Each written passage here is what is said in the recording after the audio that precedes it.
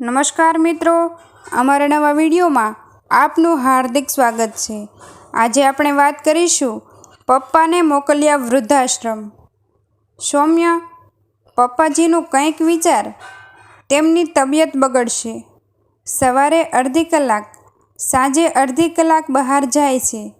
કદાચ મંદિરે કે ગાર્ડનમાં જતા હશે। બાકીનો આખો દિવસ ઘરમાં જ પડ્યા રહે છે। ઘરમાં રહે એનો વાંધો નહીં, મને કંઈ નડતા નથી। આખો દિવસ ટીવી સામે બેઠા રહે છે। એકની એક સિરિયલ દિવસમાં જેટલી વાર પુનઃ પ્રસારિત થાય એટલી જ વાર જોઈએ રાખે છે। દિવસમાં 6-7 વખત ચા પીએ છે। મોટી ઉંમરે થોડું શરીરનું હલનચલન હોવું જોઈએ। હા, હું નથી કહેતી, ડૉક્ટર કહે છે। તને ખ્યાલ છે, આપણો ભવ્ય હવે 10મામાં આવશે। તેને જો ટીવી જોવાનો છક્કો લાગશે તો તેના અભ્યાસમાં અસર થશે। વાત તો તારી સાચી છે સુરભી, મેં પણ માર્ક કર્યું છે। વધુ પડતું ટીવી જોવું એ આંખને નુકસાન કરે છે। કહેવું તો કેવી રીતે કહેવું? પપ્પાને કદાચ રિટાયર્ડ લાઈફનો કંટાળો આવતો હોય તેમ લાગે છે। હું આ અંગે કંઈક રસ્તો શોધવાનો પ્રયત્ન કરીશ। તને મગજમાં કોઈ આઈડિયા આવે તો કહેજે। સૌમ્ય અને સુરભી કેશુભાઈના દીકરા વહુ। ભવ્ય તેમનો પૌત્ર। કેશુભાઈ જૂનાગઢ જિલ્લાના ઉના તાલુકાના સનખડા ગામના વતની। 5000ની વસ્તીનું ગામ। કેશુભાઈ સનખડા ગ્રામ પંચાયતના મંત્રી તરીકે વર્ષોથી સર્વિસ કરી નિવૃત્ત થયા। આમ પણ નાના ગામમાં માણસોને એકબીજા પ્રત્યે ધરોબો હોય જ। કેશુભાઈએ અડધી જિંદગી સનખડામાં પસાર કરેલ। મંત્રીની નોકરીને કારણે તહેરના માણસો સાથે પાનોર પડે। નિવૃત્ત થયાને 3 વર્ષ સનખડામાં આરામથી પસાર કર્યા। એક કમનસીબ દિવસે કેશુભાઈના ધર્મપત્ની તેમને છોડીને પરલોક સિધાવ્યા। ઘરનું એકાંત મનને ખાવા લાગ્યું। બહારનું ક્યાં સુધી જમવું? આરોગ્યના પ્રશ્નો ઊભા થયા। ના છૂટકે દીકરા વહુના આગ્રહથી સૌમ્યને ત્યાં રહેવા આવ્યા। દીકરા તરીકે સૌમ્ય વિનય વિવેકી, વહુ સુરભી સ્વભાવે સરળ, પૌત્ર ભવ્ય રમકડું। કેશુભાઈને અહીં કોઈ કંપની ના મળે। સનખડામાં જે માનપાન ભોગવ્યા, જાણીતા ચહેરાઓ વચ્ચે સમય પસાર કર્યો, એની અહીં ખોટ ચાલવા લાગી। કંટાળો આવતા આખો દિવસ ટીવી જોયા રાખે। દિવસમાં 3 ને બદલે 6 વખત ચા પીવા લાગ્યા। શરૂમાં સુરભી બનાવી આપે। રોજનું થતા ચા સાથે વધુ ચા પીવાથી શરીરમાં થતા નુકસાનનું લેક્ચર મફત પીરસાવવા લાગ્યું। કેશુભાઈને વહુની શિખામણ કચ કરવા લાગી। હવે તો નાના મોટા કામ સીંધવા લાગી। મોટેથી પપ્પાજી કરતી જાય અને ગામમાં કામે દોડાવતી જાય। પપ્પા, કઈ સિરિયલ જુઓ છો? બહુ ઇન્ટરેસ્ટિંગ લાગે છે।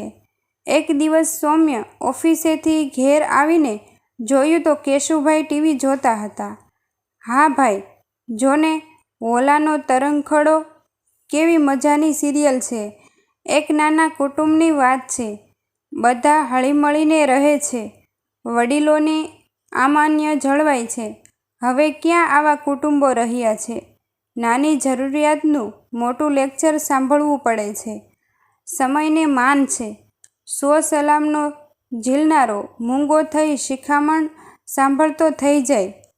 સૌમ્ય સમજી ગયો, પપ્પા આડકતરી રીતે સુરભીની ફરિયાદ કરે છે।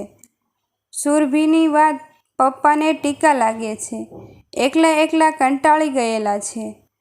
એની અસર એના સ્વભાવમાં વર્તાવવા લાગી।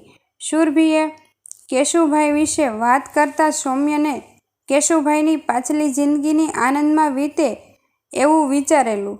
સૌમ્યાએ કેશુભાઈને કહ્યું, પપ્પા, મારા મિત્રના ફાધર અહીં આવેલ એક વૃદ્ધાશ્રમમાં ટ્રસ્ટી છે. તેમને વૃદ્ધાશ્રમના રોજબરોજના કામ પર નજર રાખવા એક વિશ્વાસુ માણસની જરૂર છે.